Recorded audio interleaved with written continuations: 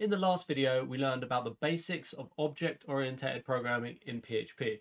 This included classes and objects. If you've not watched that video already, go back and check it out before you get started here.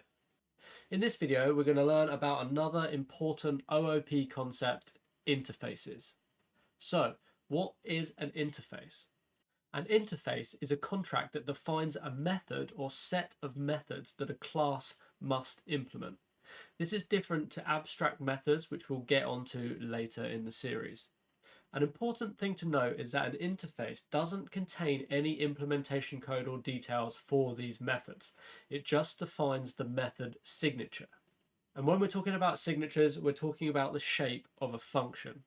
This includes any parameters the calling code of this method would need to pass into it, as well as any value returned from it. This allows you to create reusable code by defining a common and predictable set of methods that different classes can implement in their own way. Let's explore a conceptual example. Say we have a website with a search feature that allows users to search for different types of content. What we could do is create an interface called searchable. This interface would then define a method called search. Now, let's say we have a class for each type of content. In this example, we've got products, articles, and videos.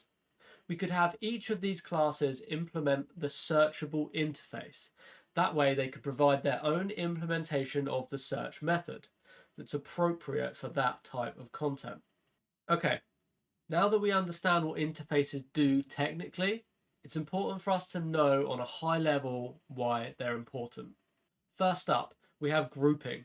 You can group related code and make sure that it behaves predictably. This helps us build more loosely coupled code bases that are easier to maintain and modify.